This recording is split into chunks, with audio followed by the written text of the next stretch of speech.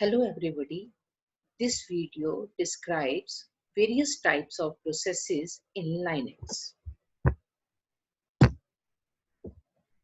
Processes can be categorized on the basis of processing. If a process is executed in the foreground, then it is known as foreground process. And if it is executed in the background, then it is called background process. Generally, interactive processes are executed in the foreground, like office applications, and such applications get input from the keyboard and send its output to the screen. By default, every process is started by user is run into the foreground. But if a process is very time consuming, then no other command can be executed as prompt is not available until the program finishes processing. As you all are aware, commands are given at the command prompt, and after the execution of the command, we again get command prompt so that we can give another command. But if a background job is run, then in the foreground, we get command prompt to run another job. So if a process is executed in the background, in the foreground, you have command prompt to run other jobs. So in case of time-consuming programs, background processes are very helpful. So it's very clear a background process runs in the background without being connected to keyboard. If the background process requires any keyboard input, it has to wait for its turn. Such processes generally don't need user input, like for example, antivirus software or printing jobs.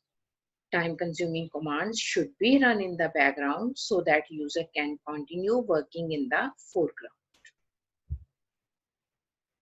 So the next thing is how to run a process as a background process. Any Linux command followed by ampersand symbol is run as background process. So here dollar symbol is the command prompt. ls is the command for listing of files, and it is followed by ampersand symbol, which indicates it is to be executed in the background. So whenever a process is run in the background, it is assigned a job number, which is given in these square brackets. And every process has a unique process identification number, that is 3100.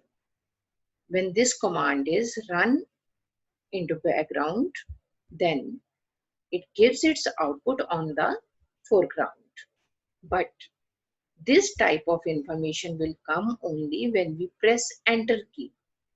Whenever a background process finishes its execution, it won't come immediately to the foreground, but we have to press enter key and we will get this one indicating the job number 1 has done successfully, and we will get the prompt for another command.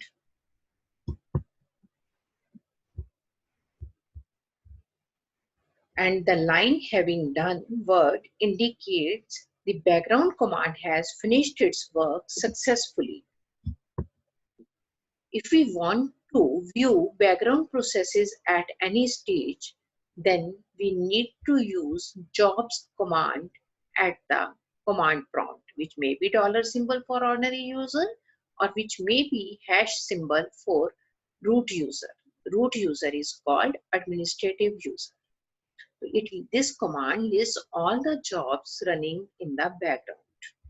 Here, two small code snippets have been taken. One is named as myshell.sh and another is named as prog2.sh. Both are name of shell programs. Almost same code is written in both, and a for loop is executed for this much time so that it becomes a time consuming program, because ls command is takes very less time to give the listing of files. So these two programs are taken so that they can take substantial amount of execution time. So at the prompt, this command shell program is executed. You all know the way to execute a shell program is dot for current directory, then slash, then myshell.sh, name of the shell program, and then it is followed by ampersand symbol to indicate it should be executed in background.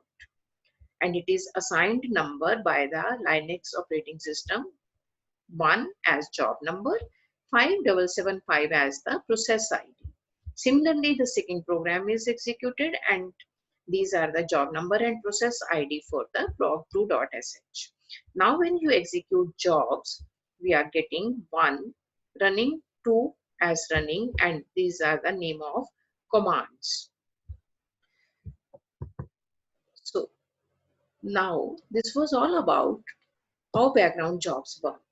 But sometimes we need to bring background jobs to foreground and foreground jobs to background. So, first of all, I take how to move foreground jobs into background. Now you can see here gedit myshell.sh. When we use this command gedit, it's a text editor and it helps in opening this file. Then gedit prog2.sh. You will get this prog2.sh in an editor which is named as gedit. After working with these two files, we can execute them. Now, previously also we executed this command like this. Shell programs are executed like this. Now, when I press Ctrl Z here, immediately after its execution, this command is stopped and is moved to the background, and it is assigned job number as 1. Similarly, this command is executed in the foreground, then Ctrl Z key combination is pressed. It is moved to the background with the job number 2. Again, myshell.sh has been executed and it is sent as background with this number 3. Now, when you use jobs command, it indicates all the 3 jobs, myshell, prog2, myshell, and all these 3 are in stopped stage. Means when you move a job with the help of Ctrl Z key to background, then all the jobs are stopped. If now you can see this command is executed directly as a background job. Then it is assigned number 4 and 1941 as process ID, and when we use jobs command, it is indicating that these 3 commands are in background but they are stopped for the time being. And fourth command is also a background but it is running because it is not moved from foreground to the background, but it is started from the beginning as background job, so it is running. Now, at any stage we want stop background job should be running, then we can use bg command. It starts, it restarts and runs a suspended background job. You can see .myshell.sh is stopped, prog2.sh is stopped, its ID is 2. Now if you use bg %2, then this command is given as running. With the jobs command, you can see its status has changed to running. And if we use fg command, it switches a job running in the background into the foreground. At any stage, you should have information about the job number of the job to be moved to the foreground. Then fg followed by space, then percentage followed by job number is sent to the foreground. If no job number preceded by percentage symbol is given, then it means this command should act upon the currently running job. This is all about background jobs, foreground processes, and how we can move them between these two. I hope you enjoyed this session, and you will wait for the next session also. Thank you very much.